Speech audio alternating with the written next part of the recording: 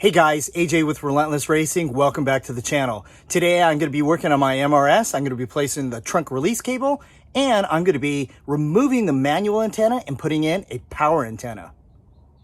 Here's the trunk release right here. It's found on the driver's side. I'm in the United States, so this is on the left side of the vehicle. That cable usually lets loose or it stretches and it has trouble releasing the trunk release, which is this guy right here. Let's take a look underneath it. Removing this guy is pretty simple. Just take a 12mm socket and remove this guy. So here's the back side. To get this thing out, all you do is just push this guy out, pops out, push the cable underneath to release the ball. So to put that thing back in, you just put the ball back in first. Kind of get the line underneath here. You can see there's a little split right down in here. So put the line in there first, kind of like that. Put the ball in. And then push the little white guy right in here. Bam. Now you're going to put this thing back where you found it. So make sure you just attach this guy right here. And again, these bolts here require a 12mm socket.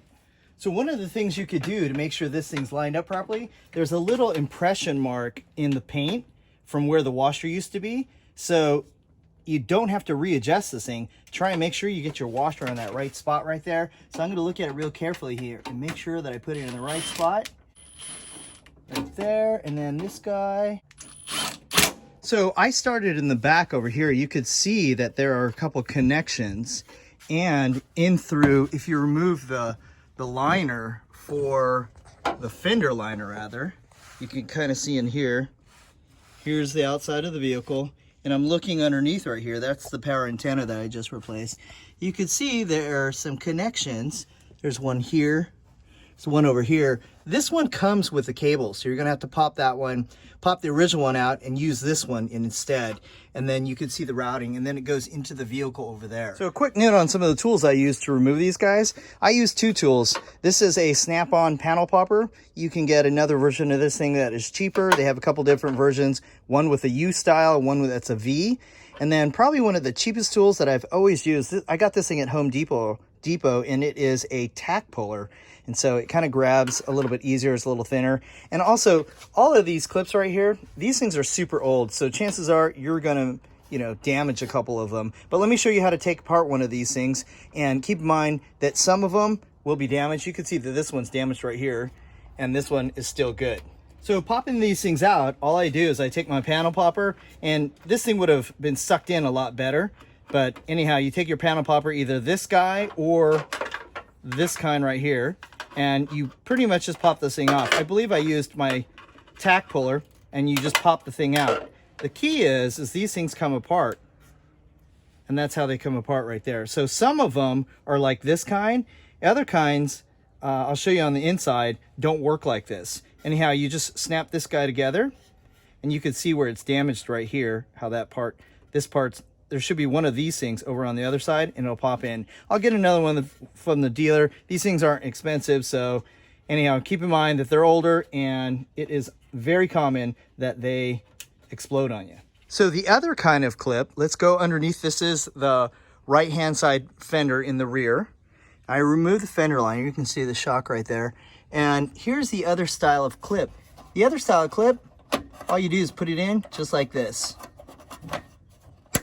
And that's about it. Talked about taking it from the rear of the vehicle through and underneath the fender over here. Now let's go inside the vehicle and let's talk about where that cable goes. So here's where the cable pops in. Yes, you're gonna have to move your luggage trays and all that good stuff in here. That comes apart pretty easily. So this is where the power antenna comes in. This is the power antenna right here. And then this is the cable for the trunk release. So let's talk about the trunk release one, and then we'll come back to the power antenna. So the trunk release wire, just follow it through, and its first connection is right here. And that one comes apart. And then you're gonna pull the carpet just a little bit, and you can see it traveling right here. Here's a clip. There's another clip. And then there's not another clip for a second. Now that's the center of the tranny tunnel. So now I'm gonna go over to the other side, and then we'll film from over there. So this is the left-hand side, or the driver's side. And there is another clip right here, or a pin, whatever you want to call it. Use your panel popper to pop that thing out. Here's how you use the panel popper. Look how great it is. Boom. Now, obviously the luggage tray is missing out of here, and this side piece is missing out of here as well. Whoops, I have it upside down. Anyway, you guys get the picture. That side piece comes off. Also, the door sill plate comes off, which is that guy. So let me just push this thing aside. And you can see the cable. Here it is right here. We're coming across. There's another clip right here. And push this out of the way. So here we're at the corner, and we come around the corner. So here we have to release the harness here to get the carpet to move. So you can use your panel popper to pop that. So here's what it looks like right here.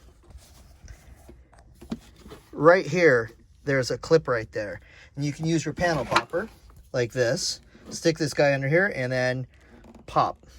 So you got to do that 3 times. I'm going to pull this up by hand. There we go. All right, so that's looking for the inside out. So let me flip the camera back around. Sorry for all the craziness. Okay, so here we are right here. And again, don't forget these plastics are pretty old, and I'm not so sure if this is available from the dealer, but I ended up breaking this thing.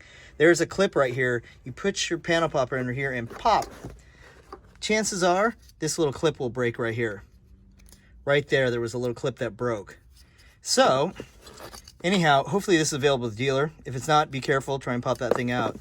And once you pop that thing out, now you can pull this carpet over, and you can see that you have some bolts right here, and those take a 10mm socket, and you can pop those things out. And the connection for this guy is just like it is in the back. So it's a little plastic piece, and then you got to put the little metal ball into that guy. You'll see it when you open it up. Pretty simple. So let's come back to the power antenna.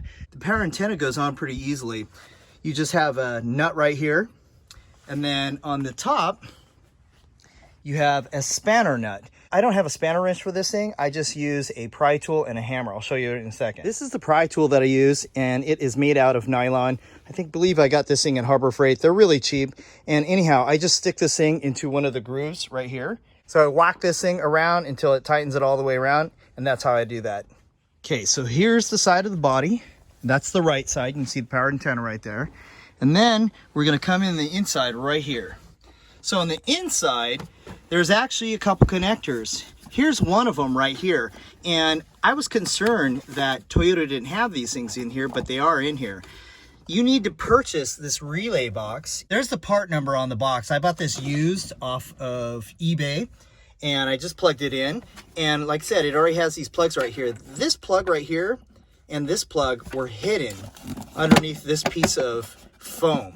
So I'm not so sure exactly where this mounts, but anyway, I'm gonna stuff mine under there. I hope it fits with the luggage tray, and we'll find out in a little bit. Anyhow, I put the foam on the back of it so that way it won't make any noise and rattle around. And then I'm just gonna tie wrap this guy here. Supposedly there's this little connector here, but I have no idea where it goes, but not really important to me. I may stick it onto that thing. I'm not so sure if it fit in there, but we'll see. And then for the power, for the antenna line, the signal line for the antenna goes in through here, and you can see it going through the back through here. And there is one connector here, one connector here, and then let me turn the camera around. Sorry for all this turning around. In here is where the connector is. So there's a little connector right in here. So it comes with that. That's the end of the power antenna. So you just plug this guy in here, which is also attaches to the manual antenna. You just plug that in like that. Bang. That's all set. So now the power antenna works great. I love it when a plan comes together. Check that out. Power antenna. Badass. Thanks for watching this video, guys. I really appreciate it. This is AJ with Relentless Racing. Stay relentless, and I'll see you guys on the track.